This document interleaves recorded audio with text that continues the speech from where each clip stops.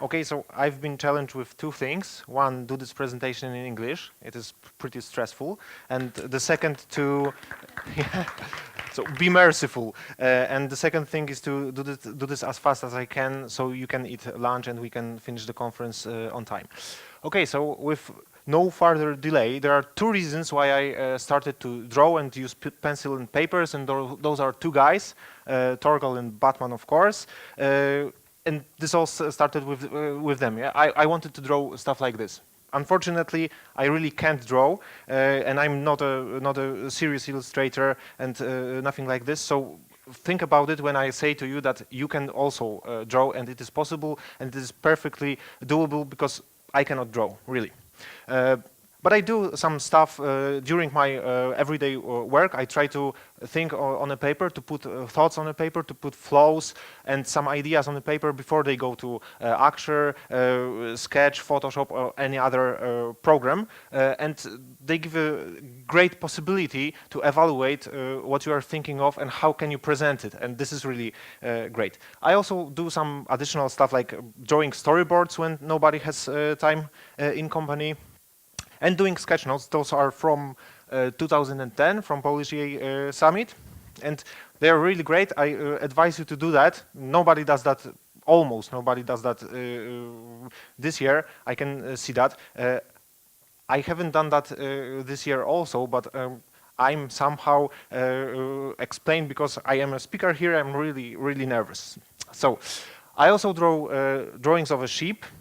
It's called wełna, like wool in English. So you can find that on Facebook. They should be funny, but probably not. What I use for drawing? Well, the inventory is right now pretty big.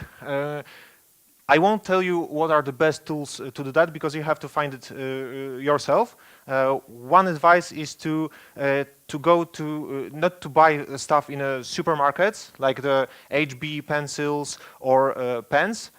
Go to some plastic shop or art shop and buy some stuff for drawing, because drawing with a soft pencil is a nice feeling, and drawing with a hard pencil is a very tough thing. So choose your tools wisely, but in a matter that suits you, and don't listen to that you should do this or another way. So yeah, there are different pencils, different markers, different pens. You must choose what you want to do. For very fast sketching and for very fast drawing, those that give the widest stroke are the best, because you don't then focus on details. Okay, so about drawing, why it is important? Because as Steven Pinker said, we are not born with language. Yeah. When you are born, you don't have an idea of alphabet, of letters, or even words. Yeah, you see and hear the word, but you see that. Yeah, we are people, and we see with our eyes. This is well, most of some cannot, but they do that in a different manner. But never, the language is the most important thing. And we also. Why the visual language is important? Because even when I'm speaking, I'm walking here, gesticulating. There is no good communication without the visual part.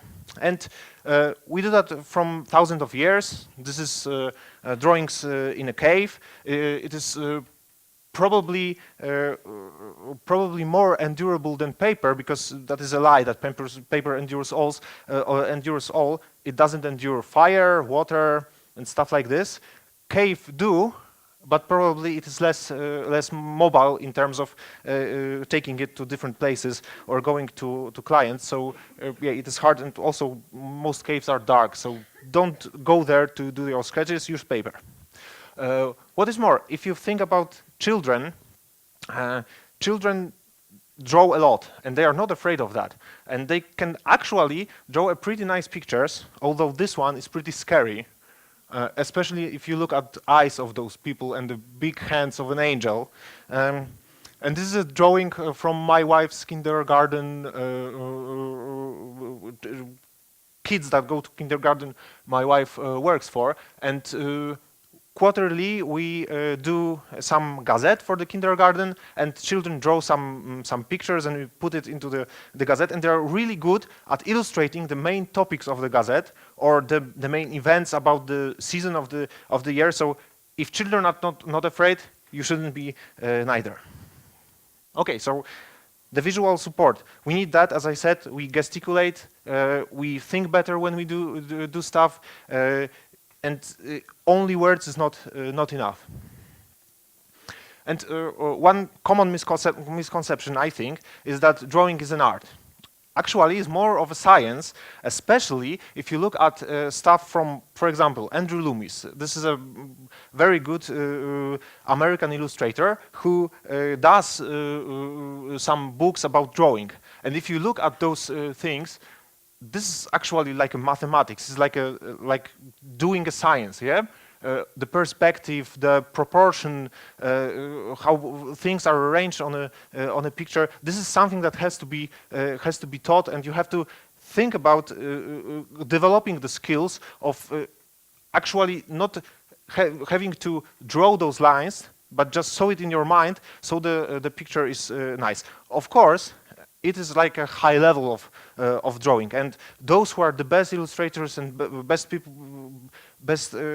people with drawing have some talent for seeing word in terms of light, dark, shadows, stuff like this. But either way, this can be taught. It will only take you more time than some people who have prerequisites in terms of how they are born. And of course, some of art, even if we compare drawings to art, actually some art doesn't look like a good drawings. Yes, this is a great painting of Picasso, but it looks like this picture of a children from kindergarten. Yeah, especially if you look at the eyes, they're also very big and scary. So most of art doesn't look like a very good drawing. And some art is actually really bad, and this happens.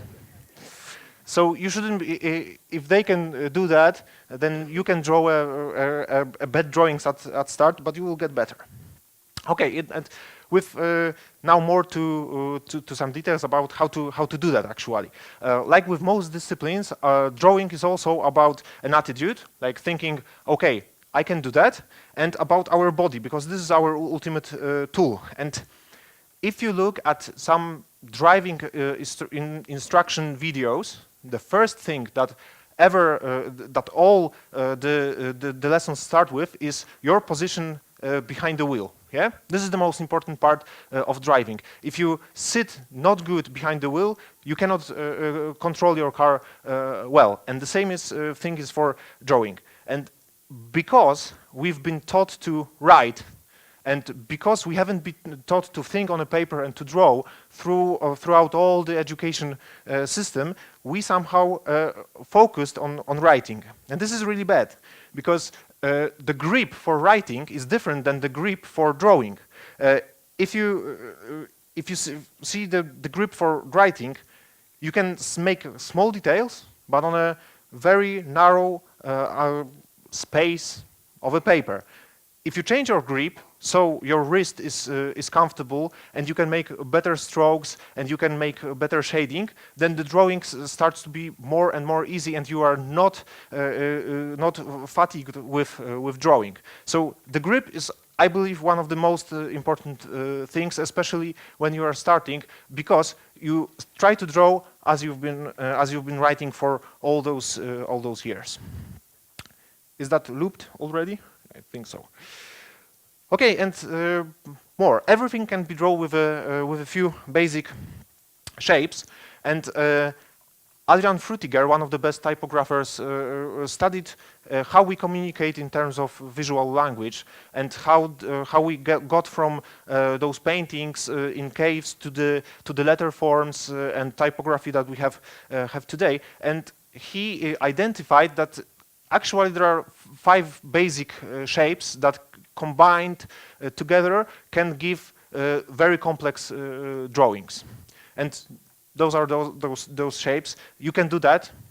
for sure, and you can try to do objects that you see only with those things, and you will see that it is actually pretty easy, and they are a good starting point for learning how to arrange the elements. And a few basic rules that will get you going. First of all, perspective. It is very important, but it is easy to done. What you do is you draw a horizontal line, and then put some 1 point or 2 points on the line, and this is your vanishing point. To those points, all the lines should go. So think about it. Also, in terms of how we've been drawing during our educational years, because in Poland especially, the squared notebooks are really popular. So if you've been drawing a rectangle or some squares, you probably did it following the grid of the notebook, and making all the lines from one intersection of grid to another. And this is really bad, because then you are making a square like this one, the small one in the middle. This is not how we see. Yeah, there is no perspective in there, and it somehow feels crippled. It is not right. If you make a vanishing point and draw the lines of the square to the vanishing point, it somehow gets better. The same goes with a lightning. This is something that is very difficult also to me, because I cannot see stuff in terms of how they are shaded and what's the light source, and this makes the best drawings the best. So what is important here is that all objects can be described as a more not so soft elements, like polygons that represent the planes, and each plane is differently lighted by the light source. So try to think about it when doing some initial sketches. The next thing, faces. Faces are really hard because of how we are constructed. We think about people and faces as a matter of how the eyes, eyebrows, nose, and lips are arranged. So we somehow perceive as those elements are the most prominent and the biggest part of the face. And actually, that is not true. The head is pretty much bigger than we think about it when we start to draw. Heads are also, we try to do them almost every time perfectly, but don't put so much attention on that, because only few lines can express emotions, can express the age, can express the attitude of a person. They don't have to be really exact. And one of the most common mistakes is drawing things that are circled in a manner that is shown on the left side. If we would have this cup in the reality, it would be eye-shaped in terms of the upper part. So don't do junctions like this. So, yeah, this is. What more? Think about starting with basic flat shapes. So don't try to do shadows, perspective at the beginning, because it is hard. Try to use those 5 basic shapes to represent objects that surround you every single day, and never ever try to do that within some borders. Take a plain sheet of paper and don't think as you must fill in the whole paper, because then we go with a composition that is really hard. Just try to use only a small fraction of a paper and not be restricted by any borders. And don't buy a sketchbook, because first of all you can win one from me, and the second of all, when I bought my first Moleskine, for 1 month I haven't drawn anything there, because fuck, it was so expensive. I cannot just put some crappy pictures in it, and it just laid and haven't been used. So start with loose papers, draw on anything, so you are not afraid of throwing that away.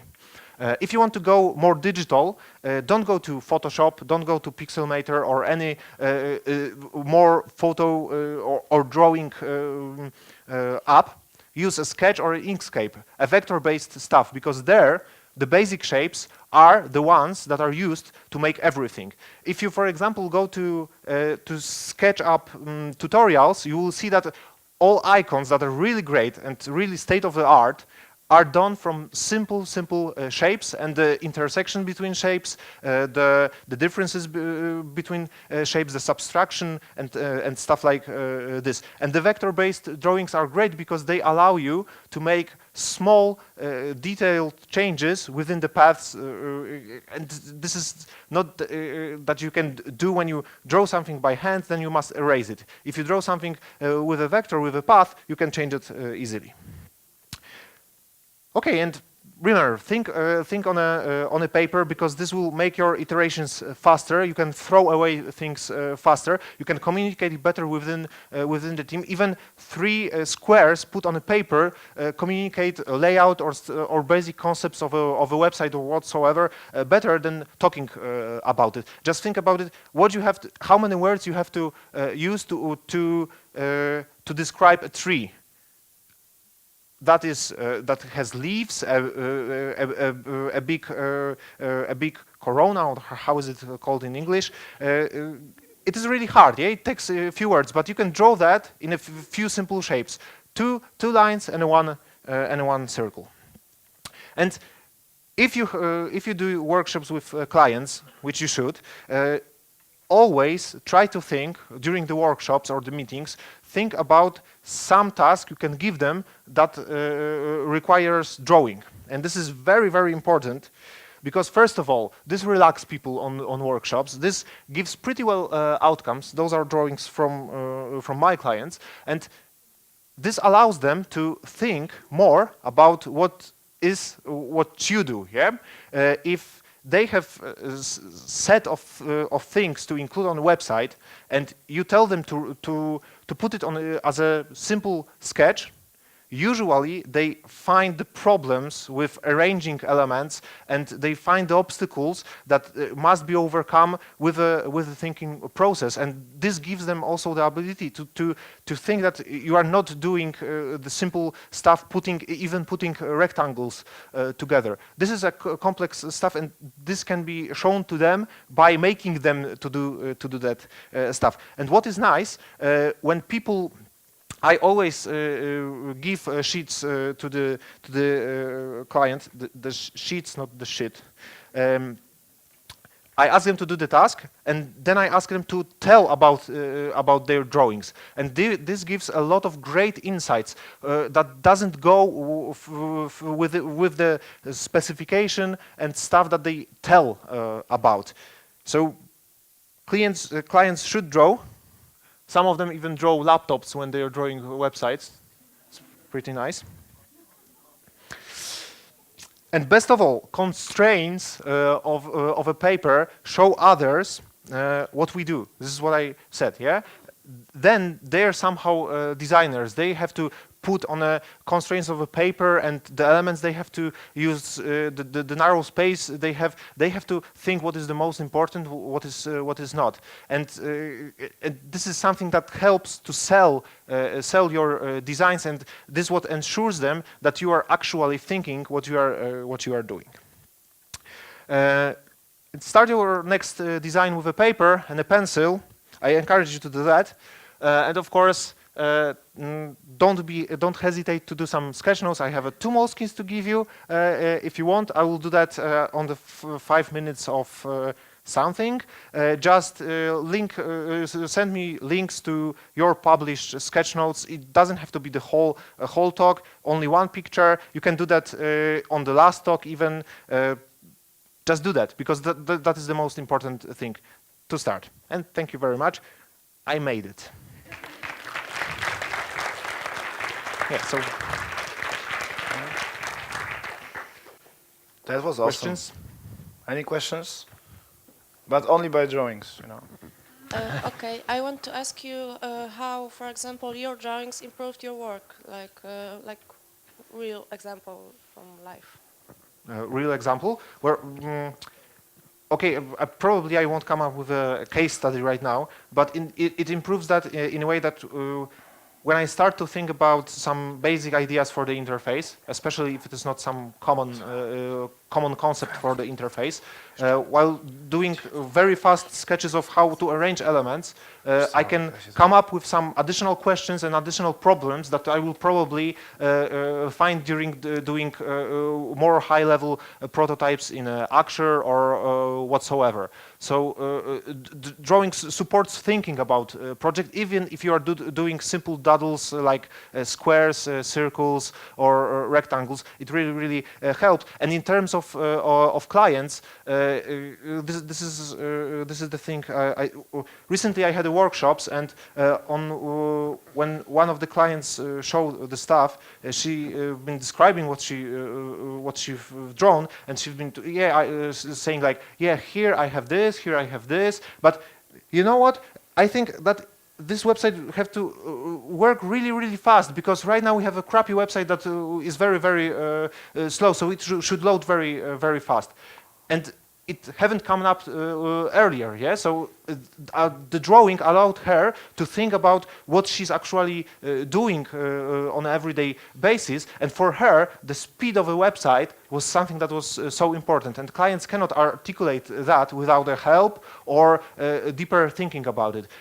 Almost no specification, especially for people working in interactive agencies like me, almost no clients think about the performance of a website. And in this case, she said that on her own, and this is actually pretty great, because then I can say, yes, of course, this is also a priority for us, but then remember, we will do more elements within CSS and not with images, so rounded borders will not be present on IE7. And she said, okay, no problem. If it improves performance, that's great. So that is an improvement, I believe.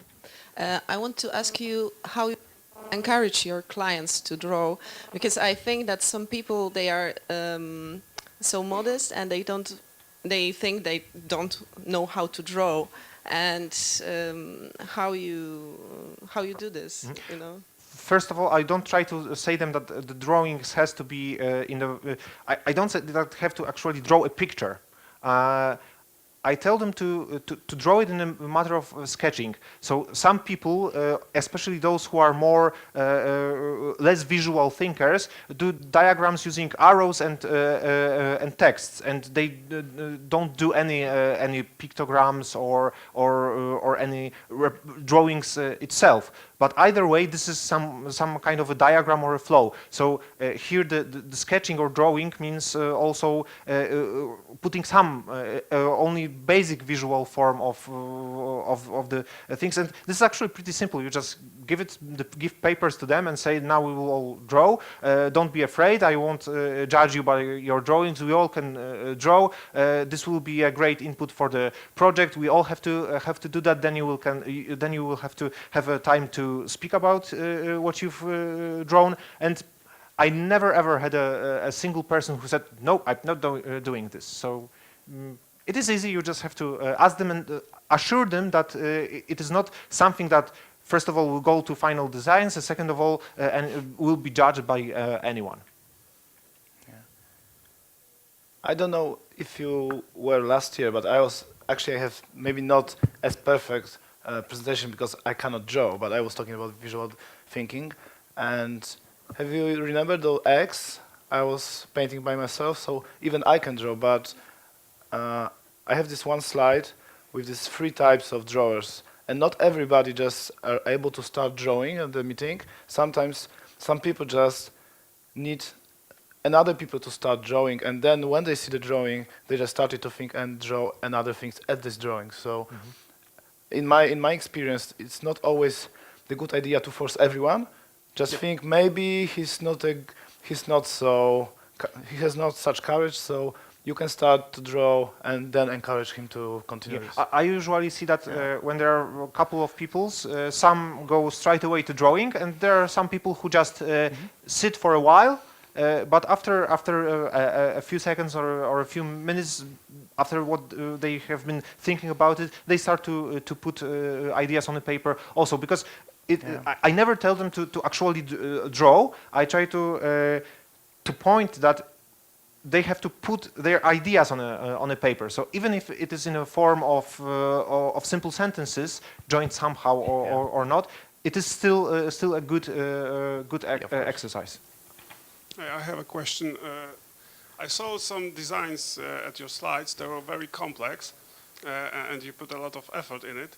And I'm curious, does it happen that this is all the documentation that you do when you design a web page? Or do you have to then, I don't know, make a prototype at Axure or at anything else? Or are the drawings enough?